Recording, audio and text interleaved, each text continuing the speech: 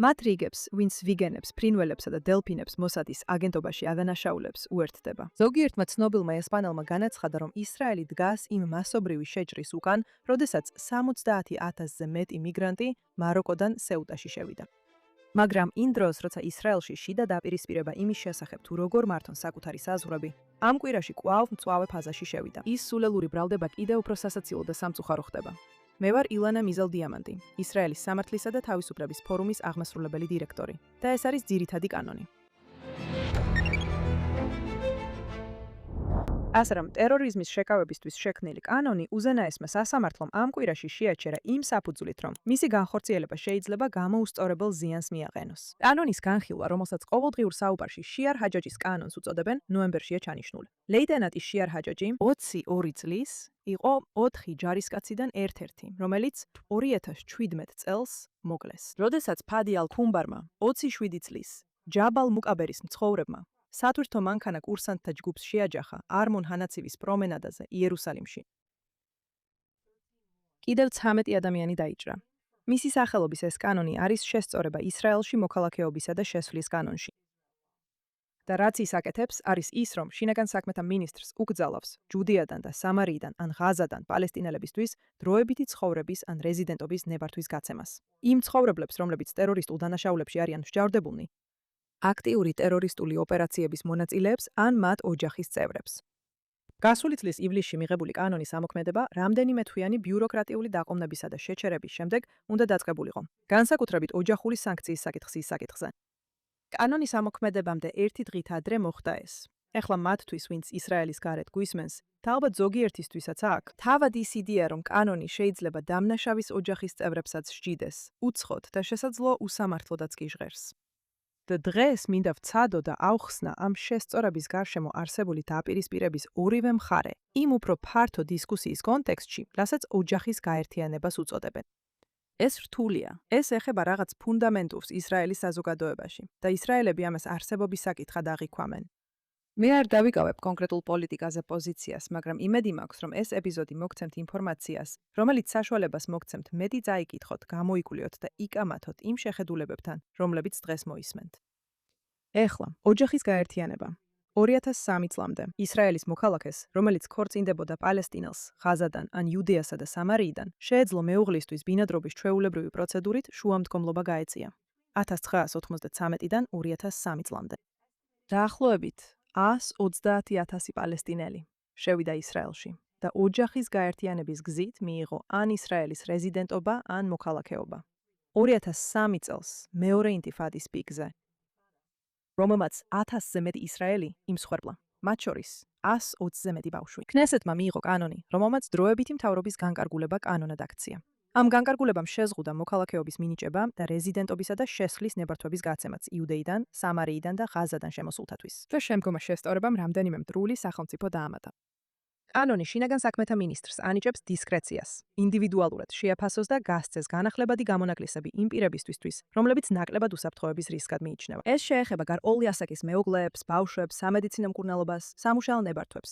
კანონი, რომელიც როგორც თქვი არის ისრაელის მოქალაქეობისა და ქვეყანაში შესვლის შესახებ კანონი, ყოველწლიურად განახდებოდა 2021 წლამდე, ხოლო 2022 წელს ხელახლა იქნა მიღებული კანონად. კოჰელეთის პოლიტიკის ფორუმის კვლევის მიხედვით, 2003 წლიდან 2020 წლამდე დამტკიცებული გამონაკლისების რაოდენობა დაახლოებით 48,000 შეადგენს. მათ დაადგინეს, რომ დამტკიცების მაჩვენებელი 54%-ს შეადგენდა. უკვე წლებია ისრაელის მემარჯვენე პოლიტიკურ ფლანგში მზარდი შეშფოთებაა. როგორც ჩანს, მტკიცებულებები მიუთითებს, რომ ოჯახის გაერთიანების მეორე თაობა, ანუ ის ბავშვები, რომლებიც ამ გზით შემოსულ ადამიანებს შეეძინათ, არაპროპორციულად ხშირად არიან ჩართული ისრაელში ტერორისტულ საქმიანობაში. ამით ჰალოვი, ის პარლამენტარი, რომელმაც შიარ ჰაჯაჯის კანონი დააინიცირა, რომელზეც მოგვიანებით დავბრუნდებით, ეს ასევე მტკიცებაა, რომელსაც სადაზვერვო მონაცემებიც ამყარებს. ეხლა არსებობს ციფრები, რომლებზეც კანონის მხარდამჭერები მიუთითებენ, როგორც ამ შეშფოთების მტკიცებულებაზე. და ჩვენ გამოვიყენებთ უამრავ ღია წყაროს ინფორმაციას, რომელსაც თავადაც შეგიძლიათ გადაამოწმოთ. ასე რომ, 2021 წელს გაზეთმა Israel Hayom-მა ჩაატარა გამოძიება, სადაც მათი თქმით გამოყენებულია 2001-2016 წლების უსაფრთხოების სტრუქტურების მონაცემები, აღმოაჩინა, რომ ოჯახების გაერთიანების მეორე თაობის ბავშვები ტერორისტულ საქმიანობაში ეროვნული მასშტაბით მათი მოსახლეობის წილის 3-ჯერ მეტი რაოდენობით იყვნენ ჩართული და იერუსალიმის შემთხვევებში კი 12-ჯერ მეტი. 2021 წლის მაისში ლოდში, რამლეში, იაფოსა და აკოში მომხდარი არეულობების შემდეგ ადვოკატირების ჯგუფმა სახელად არაი ისრაელმა ლოდისა და რამლეს 120-ზე მეტი დაკავების საქმე განიხილა. აღმოაჩინეს, რომ დაახლოებით 60%-ს მათგან, ვინც ებრაელ სამოქალაქო პირებზე ან უსაფრთხოების ძალებზე თავდასხმისთვის დააკავეს და 63%-ს მათგან, ვისაც ბრალდება წაუყენეს, ჰყავდა მშობელი, რომელიც ოჯახების გაერთიანების გზით ჩამოვიდა. ნეგევში, სადაც ასევე სერიოზული სამართალდამცავი და ტერორის გამოწვევებია, ჟურნალისტები ცლებია გამოთქვამენ შეშფოთებას ბედუინების მოსახლეობის პალესტინიზაციის შესახებ.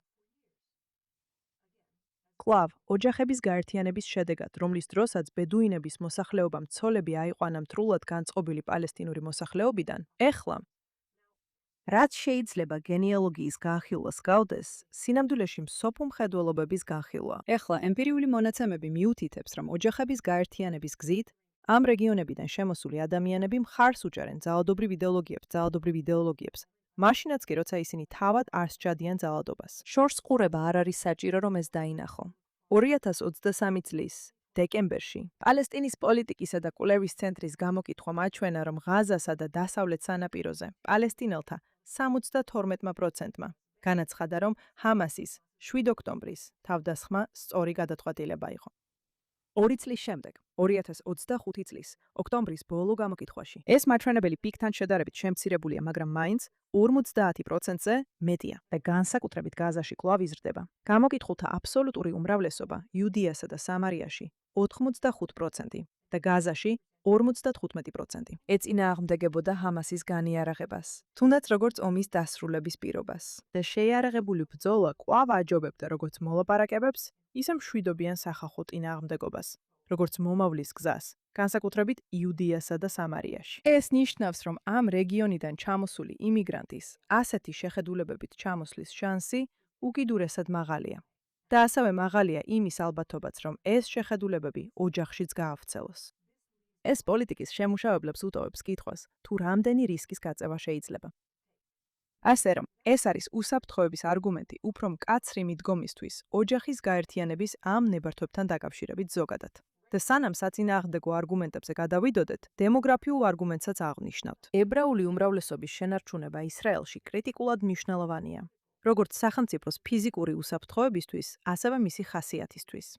2021 წელს დემოგრაფმა არნენ საფერმა კიდევ ერთხელ დაადასტურა პროგნოზი, რომ შეუზღუდავი შესვლა ისრაელში არაბული მოსახლეობის ბუნებრივ ზრდასთან ერთად დაასრულებდა ებრაული უმრავლესობის არსებობას აქ 60 წლის განმავლობაში. ისევე როგორც ნებისმიერ სხვა ქვეყანას, ისრაელს აქვს უფლება დაიცვას თავისი საზღვრები და მოქალაქეები და განსაზღვროს პირობები, რომელთა მიხედვითაც უცხოელებს შეუძლიათ შესვლა. ეხლა ამ შეზღუდვების კრიტიკოსები ამ საკითხს სრულიად სხვაგვარად უყურებენ და ყურადღებას ამახვილებენ ინდივიდუალური უფლებების დარღვევაზე. უზენაესმა სასამართლომ ოჯახური ცხოვრების უფლება განსაზღვრა, როგორც ფუნდამენტური საკონსტიტუციო უფლება, რომელიც ეკუთვნის თითოეულ ისრაელის მოქალაქეს. გარდა ამისა, როგორც კანონის კრიტიკოსები ამბობენ, ყველაზე მეტად სწორედ ისრაელის არაბები ზარალდებიან, რადგან ისინი წარმოადგენენ ფაქტობრივად ყველა მათგანი, ვინც ქორწინდება არაბებზე, იმ ტერიტორიებიდან, რომლებიც ამ ნაგულისხმევ ვეტოს ექვემდებარება და გამონაკლისებისა. ყოველი განცხადებლის შემოწმებისას ისრაელმა უნდა დააბალანსოს თავისი უსაფრთხოების ინტერესები თანასწორობისა და ადამიანის უფლებებისადმი ვალდებულებასთან. და უზენაესმა სასამართლომ ეს მოქალაქეობის კანონი რეალურად 3-ჯერ განიხილა, აქედან 2-ჯერ და ორივეჯერ ძალაში დატოვა მხოლოდ 1 ხმით, 6-ის წინააღმდეგ 5-ის. 2006 წელს, რაც პირველი საქმე იყო, გაჩნდა კითხვა, თუ რომელი საკონსტიტუციო უფლებები მიიჩნიეს მოსამართლეებმა დარღვეულად, თუ საერთოდ მიიჩნიეს. და რა იყო სათანადო წონა უსაფრთხოების მოსაზრებებისთვის, რომლებიც ამ კანონის მიღმა იდგა. საბოლოოდ სასამართლომ დაადგინა, რომ ქორწინების უფლებასა და თანასწორობის უფლებაზე ნებისმიერი შეზღუდვა იყო პროპორციული, რადგან ის პირები, ვინც ქვეყანაში შესვლას ცდილობდნენ, მოდიოდნენ ომის მდგომარეობაში მყოფი ან ისრაელთან ნახევრად საომარ მდგომარეობაში მყოფი ტერიტორიიდან. გარდა ამისა, სახელმწიფოს შეეძლო გამონაკლისების დაშვება. სხვა სიტყვებით რომ ვთქვათ, თუნდაც საქმე ისრაელის მოქალაქეთა კონსტიტუციურ უფლებებს ეხებოდეს, ზოგჯერ აუცილებლობა და უსაფრთხოება ტრაგიკულად მოითხოვს ამ უფლებების შეზღუდვას, სიცოცხლის გადასარჩენად. ამასობაში უმცირესობის აზრი, რომელსაც ხელმძღვანელობდა მთავარი მოსამართლე აჰარონ ბარაკი, აცხადებდა, რომ კანონი არაპროპორციულად არღვევს კონსტიტუციურ უფლებებს და ამიტომ უნდა გაუქმდეს. მან წინა სასამართლო პრაქტიკა მოიყვანა მაგალითად. ამ ბალანსში ადამიანის უფლებებს ვერ მიენიჭება სრული დაცვა ისე, თითქოს ტერორი არ არსებობდეს და სახელმწიფო უსაფრთხოებას ვერ მიენიჭება სრული დაცვა ისე, თითქოს ადამიანის უფლებები არ არსებობდეს. საჭიროა ფაქიზი და მგრძნობიარე ბალანსი. ეს არის დემოკრატიის ფასი. ეს ძვირადღირებულია, მაგრამ ღირს. 2012 წელს სხვა 11 მოსამართლის პანელის წინაშე სასამართლომ კვლავ განიხილა ეს საკითხი და არსებითად იგივე შედეგამდე მივიდა, იგივე უმრავლესობით. 6-5-ის წინააღმდეგ, მათ შორის ერთი მოსამართლე, რომელიც უმცირესობაში გადავიდა. ამ ეტაპზე ბარაკი აღარ იყო სასამართლოში და უმრავლესობის მოსაზრება მისივე სიტყვების ციტირებით დაიწყო. ადამიანის უფლებები არ არის ეროვნული თვითმკვლელობის რეცეპტი. ეხლა მოქალაქეობისა და შესვლის კანონი 2022 წლიდან კვლავ სასამართლოშია. მოსარჩელეები ცდილობენ მისი სრულად გაუქმებას, რაც ცალკე საქმეა ჩაგაის შესწორებისგან, რომელზეც ახლავე ვისაუბრებთ. ეს სიცოცხლისა და სიკვდილის ბრძოლაა, იმის შესახებ ვინ და როგორ იღებს გადაწყვეტილებას. ეს არის ის მთავარი ხაზი, რომელიც ისრაელის ყველაზე დიდ იურიდიულ დებატებს აერთიანებს. და კონსერვატიული იურიდიული პერსპექტივიდან ეს ასევე წარმოადგენს შემთხვევის შესწავლას, როდესაც სასამართლო საეჭვო უფლებამოსილებით ერევა და უსაფრთხოების თუ დემოგრაფიულ საკითხებს ნაკლებ ყურადღებას უთმობს, ვიდრე ბევრს მიაჩნია, რომ უნდა მიექცეს. რა თქმა უნდა, ისინი, ვინც სასამართლოს უმცირესობის პოზიციას ეთანხმებიან, ამას სრულიად საპირისპიროდ აღიქვამენ. ეს საკითხი ერთ-ერთი ყველაზე მტკივნეული საკითხია და ჰაჯოჯის კანონის შემთხვევად ჩვენ კიდევ უფრო მკაცრ ურთიერთსაპირისპირო ინტერესებს ვწონით. რადგან აქ მხოლოდ ცოლ-ქმრის გაერთიანების ინდივიდუალურ შეფასებაზე არ არის საუბარი, არამედ შესაძლოა ოჯახის წევრებისთვის ნებართვების გაუქმებას ან უარყოფასაც ეხებოდეს. ზოგი მათგანი შეიძლება აქ დიდი ხანია ცხოვრობს და დასახლებულია. ეს გავს რაღაცას, რასაც დასავლური მორალური და სისხლის სამართლის კოდექსი ფუნდამენტურად ეწინააღმდეგება დანაშაულთან ბრძოლაში. სინამდვილეში ბიბლიური არგუმენტიც კი შეიძლება მარტივად მოიყვანო. სწორედ ებრაელი წინასწარმეტყველებისგან ვსწავლობთ, რომ შვილი არ დაისჯება მამის ცოდვისთვის და არც მამა შვილის ცოდვისთვის. მეორეს მხრივ, როდესაც ტერორისტი არ ეშინია არც ციხის, არც დაზიანების და არც სიკვდილის, რა არის ის, რაც აიძულებს მას, რომ თავი შეიკავოს ისრაელების მკვლელობის გადაწყვეტილებისგან? როდესაც ტრადიციული სასჯელები ვერ აჩერებს ადამიანს, რომელიც მზად არის სიკვდილისთვის, როდესაც სიცოცხლეები საფრთხეშია, უნდა განაგრძობდეს თუ არა სახელმწიფო მისი ოჯახისთვის ნებაყოფლობითი პრივილეგიებისა და სარგებლის მინიჭებას. სიცოცხლის უფლება ასევე ადამიანის უფლებაა. სახელმწიფოს უფლება დაიცვას თავისი მოქალაქეები ფუნდამენტურია. საკითხავია, რას აძლევს ეს უფლებები სახელმწიფოს უფლებას, როდესაც საფრთხე მოდის იმ პირის ახლობლისგან, ვინც ტერორისტული აქტი ჩაიდინა. როგორ ითვალისწინებს უფლებებზე დაფუძნებული მული მიდგომა ამ ფაქტებს, რათა შეინარჩუნოს ისრაელის უსაფრთხოება? და თუ მეორეს მხრივ ომის მდგომარეობაში ვართ, რაც განსაკუთრებულ ზომებს ამართლებს. მაშ, როგორც საზოგადოებამ, სად გვინდა გავავლოთ ეს ზღვარი? აქ არ მაქვს ბრწყინვალე პასუხები, მაგრამ მინდოდა ეს საუბარი წამომეწყო, რადგან ვფიქრობ, ეს მნიშვნელოვანია. და უბრალოდ შემიძლია გაგიზიაროთ რამდენიმე აზრი, რაც ამაზე ფიქრისას მომივიდა. ისევ და ისევ, კონკრეტული პოლიტიკის პოზიციის გარეშე. პირველ რიგში, როგორც აღვნიშნეთ, სახელმწიფოს უფლება დაარეგულიროს საზღვრებში შესვლა, მისი სუვერენიტეტის განუყოფელი ნაწილია. სახელმწიფოებს, როგორც წესი, ფართო უფლებამოსილება აქვთ განსაზღვრონ, ვინ შეიძლება შევიდეს მათ ტერიტორიაზე და რა პირობებით. სხვა დემოკრატიებმაც, მათ შორის შეერთებულმა შტატებმა, ასევე ძალაში დატოვეს შესვლაზე დაწესებული ფართო შეზღუდვები ეროვნული უსაფრთხოების საფუძველზე. და თუ ნამდვილად გსურს ზუსტად თქვათ, შეგვიძლია გავიხსენოთ, რომ ისრაელის ებრაელებს არ მიესალმებიან პალესტინის კონტროლის ქვეშ მყოფ იურისდიქციებში, ან იმ სხვა სახელმწიფოების ტერიტორიაზე, რომლებიც აღნიშნულია კანონში, მაგალითად, სირიაში ან ირანში. მეორეც, ტერორიზმს შეიძლება განსხვავებული ზომები სჭირდებოდეს, ვიდრე ჩვეულებრივ დანაშაულს. ეს არის ქმედება, რომელიც სპეციალურადაა შექმნილი, რომ მასობრივად იმოქმედოს ადამიანებზე შიშისა და ტკივილის შეტანით მათ ყოველდღიურ ცხოვრებაში. ტერორისტისთვის მისი უშუალო მსხვერპლები მხოლოდ საშუალებაა, რომ უფრო ფართოგზავნილი გადასცეს, რომელიც მიზნად ისახავს განდევნას, დაშინებას და ზიანი მიაყენოს მთელ საზოგადოებას. ის ჩადის ამ ქმედებას ერთი ჯგუფის სახელით და ზიანს აყენებს მეორეს. და ეს კიდევ ერთხელ განასხვავებს ტერორიზმს ჩვეულებრივი დანაშაულისგან. და გარკვეულ მნიშვნელოვან ასპექტებში უფრო ამსგავსებს მას ომის აქტს. ეხლა ომში სახელმწიფოები ზოგჯერ ითმენენ თამდევ ზიანს სამხედრო მიზნის მისაღწევად, თუ ეს პროპორციულია.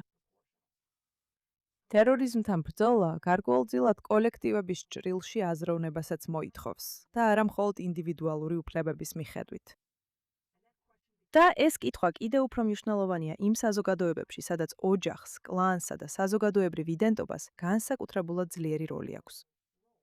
მესამე, როცა საქმე ოჯახის წევრებს ეხება, ეს საუბარი შეიძლება ძალიან რთული გახდეს, რადგან ჩვენ დასალური ინდივიდუალური უფლებების პერსპექტივიდან მოქმედებთ. მაგრამ მხოლოდ ეს აზროვნების ჩარჩო შეიძლება ითქვას, რომ ვერ უმკლავდება ისეთ მოვლენებს, როგორიცაა ტერორიზმი ან მასობრივი მიგრაცია დასავლეთში და არა მხოლოდ ისრაელში. პრობლემა ისაა, რომ ინდივიდუალურად დასაცავი უფლებების მოთხოვნები შეიძლება ჯამში კოლექტიურ საფრთხედ იქცეს სხვა ინდივიდების უფლებებისთვის.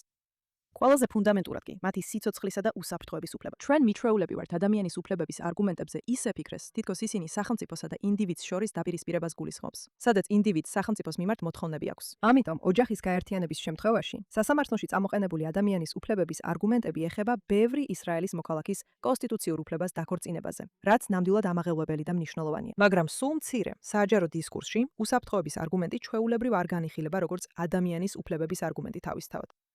და უნდა ვკითხო, ეს სწორია თუ არა. რადგან სიცოცხლის უფლება ადამიანის უფლებაა, თვითდაცვის უფლება ადამიანის უფლებაა. ეს ყველაზე ძირითადი უფლებებია. მაშ, როგორ უნდა შევაფასოთ ადამიანის უფლებებს შორის კონფლიქტი? ეს როგორც წესი საკანონმდებლო ორგანოს გადასაწყვეტია, თუმცა პრაქტიკაში აქ ალბათ სასამართლო გადაწყვეტს. მაგრამ ვფიქრობ, რომ ისინი, ვინც ამტკიცებენ, რომ ოჯახის წევრებმა უნდა დააკარგონ ან არასდროს მიიღონ რეზიდენტის სტატუსი, მინიმუმ თავიანთი არგუმენტები ადამიანის უფლებების ჭრილშიც უნდა წარმოადგინონ. ეხლა ნოემბერში უფრო მეც გავიგებთ შირ ჰაჯაჯის კანონის შესახებ, ასე რომ უბრალოდ მინდა ეს საკითხი დაგიტოვოთ საფიქრელად და პოზიტიურ ნოტაზე დავასრულო. ამ კვირაში ვფიქრობდი ინდივიდუალურსა და კოლექტიურზე და ამ დროს ჩემი ყურადღება მიიპყრო დეივიდ ჰოროვიცის სარედაქციო სტატია, რომელიც Times of Israel-ში გამოქვეყნდა და ისრაელის მომავლისთვის შემაშფოთებელ მაჩვენებლებზე მიუთითებს. დოკუმენტურად დადასტურებულია, რომ იზრდება მაღალი შემოსავლის მქონე ექიმების, ინჟინრებისა და ტექნოლოგიური სფეროს მუშაკების ქვეყნიდან წასვლის შემთხვევები. საგანმანათლებლო სისტემა არეულობაშია. ჰარედების ინტეგრაცია ძალიან მნიშვნელოვანი და აუცილებელია, მაგრამ ეს რთულად მისაღწევი პრიორიტეტია. სტატიის მთავარი აზრი იყო, რომ მომავალი არჩევნები ბოლო შანსია, თავიდან ავიცილოთ საზოგადოების დაშლის სპირალი. ასე რომ ჩემი პასუხი ამაზე მართალია არ უკითხავს, მაგრამ არის კი და არა.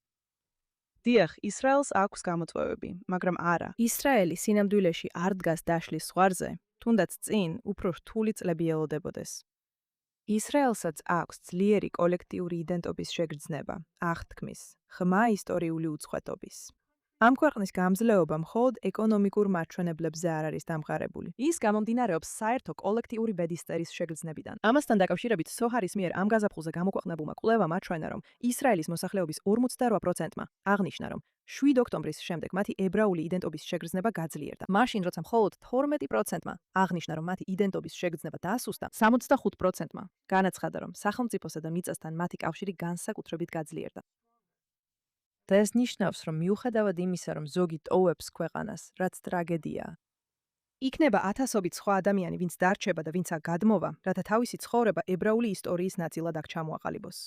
ისრაელი ძლებს, რადგან მისმა ხალხმა იცის, რომ ისინი ეკუთვნიან ისეთ საზოგადოებას, რომლის დაცვა ღირს. და თუნდაც ეს ერთიანობა უფრო ნელა იზრდებოდეს, ვიდრე ჩვენ გვინდა, ან აღმოჩნდეს უფრო ღარიბი, ვიდრე ჩვენ გვინდა, ან ზოგჯერ უფრო დანაწევრებული. ის აქ არის. არჩევნებს დიდი მნიშვნელობა აქვს. მაგრამ ყველაზე რთულ პერიოდებშიც კი ჩვენ ვრჩებით. ეხლა როგორც დასაწყისში ვთქვი, ისრაელს რთული ამოცანა აქვს. გადასაწყვეტი თუ როგორ მართოს თავისი საზღვრები და როგორ შეაფასოს ის ღირებულებები, რომლებიც ეფექტური ქმედებისთვის არის სასწორზე. მაგრამ გახსოვდეთ, ეს ყველაფერი ფეოდას ხსენებით დაიწყო. ჩემი რჩევა ესპანეთისთვის კი ისაა, რომ მეტი დრო დაუთმონ ასეთ სერიოზულ დისკუსიებს და ნაკლები პარანოიდულ კონსპირაციულ თეორიებს. მაგრამ თუ იმ მცირე რიცხოვან ადამიანებს, ვინც მოსადს ადანაშაულებდა, მაინც უფრო ადვილად მიაჩნიათ, გირჩევთ დელფინებსაც გამოკითხოთ ინფორმაცია. ისინი სპეციალურად არიან გაწვრთნილები, რომ არ ილაპარაკონ, მაგრამ არ მინდა ვინმეს ფანტაზიას ხელი შეუშალო. Vaya con Dios. მომავალ კვირას შევხვდებით.